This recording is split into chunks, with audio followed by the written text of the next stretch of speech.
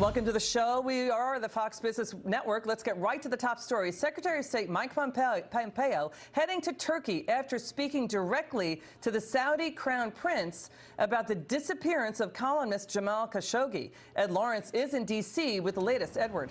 Hey, Liz, the Secretary of State is wrapping up his day in Saudi Arabia. He talked with the King and the Crown Prince. He just released this statement within the last 5 minutes or so, saying that we had direct and candid conversations. I emphasized the importance of conducting a thorough, transparent, and timely investigation, and the Saudi leadership pledged to deliver precisely on that. Now, President Donald Trump also saying today that he would like to see those responsible for the disappearance punished. He talked with our Trish Regan in an exclusive interview for her show Prime Time, which will air on tonight. The president says that he talked with the King and the Saudi Prince over by phone today, and they both said that they had nothing to do with the disappearance.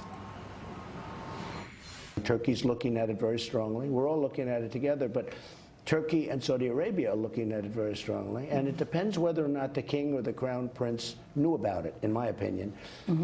Number one, what happened, but whether or not they knew about it. If they knew about it, that would be bad. And Secretary of State Mike Pompeo in Turkey tomorrow to see their part of the investigation. Reports out of Turkey is that they found evidence inside the consulate that shows that Jamal Khashoggi was murdered inside that consulate there, although Turkey not revealing what that evidence is. Some members of Congress here say it's now time to reassess our relationship with Saudi Arabia if it's found that the highest levels of their government knew about this disappearance. We deal with bad people all the time, but this is in our face. I feel personally offended. They have nothing but contempt for us. Why would you put a guy like me and the president in this box after all the president has done? Now, next week, an investment conference in Saudi Arabia. Companies are starting to pull out of that. They're seeing cancellations there. The president says that he will decide by Friday whether Treasury Secretary Steve Mnuchin will go to that conference. But again, the Saudis are firing back, saying that if the companies or if American companies stop doing business in Saudi Arabia, they will stop investing with those companies. We're starting to see a back and forth here, Liz. This is a tough spot for the United States that has their foreign Mideast policy centered around Saudi Arabia. Edward, thank you. Thank you for your reporting. Great to see you. You can see Trish Regan's entire interview with President Trump tonight at 8 o'clock Eastern Time on the Trish Regan Primetime Show right here on Fox Business. Now, White House officials are reportedly concerned that this columnist's disappearance could derail a plan to get Saudi Arabia's cooperation in a big push to cut off Iran's oil exports. Again, Senator Lindsey Graham threatening sanctions on the Saudi Arabian regime. Let's bring in American Islamic Forum for Democracy President Dr. Zuhdi Jasser. Your reaction to the story, Doctor? Well, I have to tell you, as you know, for years, you and I have been talking about the human rights abuses and the tyranny that is Saudi Arabia. But let's also put this in perspective, and let's not pretend that all of a sudden the world just found out about Saudi Arabia's tyranny.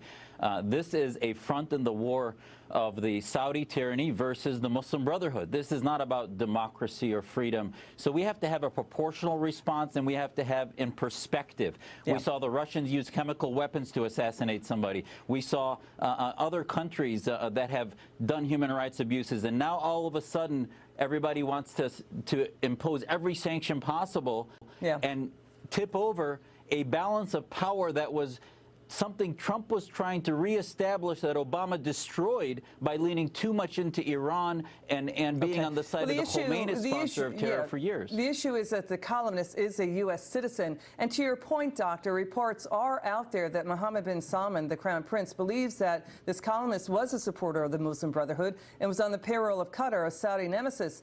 But, you know, again, this is about a journalist getting killed, which is a serious, serious thing. It's also about the U.S.'s mutual security interests with the Saudis. It's about Iran, Yemen, and terror, right?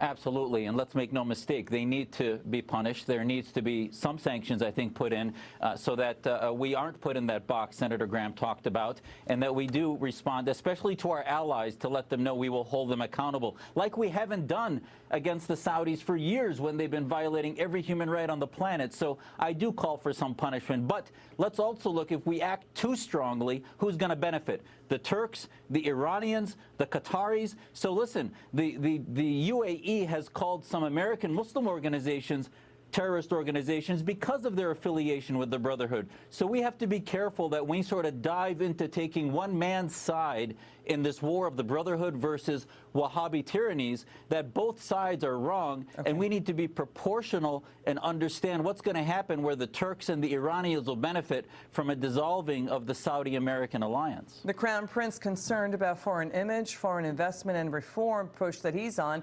You know, to your point, Doctor, the Crown Prince does need foreign investors to realize his vision. It's called 2030 economic reforms. That's his plan for Saudi Arabia. But watch Senator Graham really ripping into Saudi Arabia. He is one of Saudi Arabia's biggest supporters. Now he's saying, Senator Graham is saying the Crown Prince has got to go. Watch.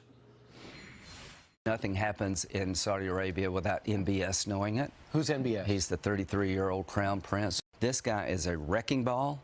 He had this guy murdered in a consulate in Turkey, and to expect me to ignore it, I feel used and abused. This guy's got to go. Saudi Arabia, if you're listening, there are a lot of good people you can choose, but MBS has tainted your country and tainted himself. What's your take there, Doctor? I think listen, the entire regime is a tyrannical Islamist Wahhabi organization. It's a mafia organization. But for the United States, a beacon of democracy, to sit and pick tyrants and say, well, he should go, but we want his brother, his cousin to come because he's going to be better. That's hypocritical. I disagree strongly with the senator. We should not be picking. It's hypocritical because a democratic country built on our Constitution does not pick which tyrants we like more or less within a royal family. That's a tyranny. We should hold them accountable to global universal human rights and hold them accountable to standards based on our standards, but not pick and choose tyrants based on an action that we caught them in when they've been whipping and beheading people over the last months and years in that country, regardless of who runs it. So it's not just about MBS. He's actually less of a wrecking ball when it comes to global brotherhood and other things than American interests. So if he's really looking at American interests, I'm not sure that MBS is the worst guy we could have. If he's looking at human rights, we should not be picking which of the chairs of the Titanic we're going to support. Your point's well taken, Dr. Zuhdi Jasser. We do have mutual security interests. It's not mutual shared values. That's to your point. Dr. Jasser, great to see you. Come back soon.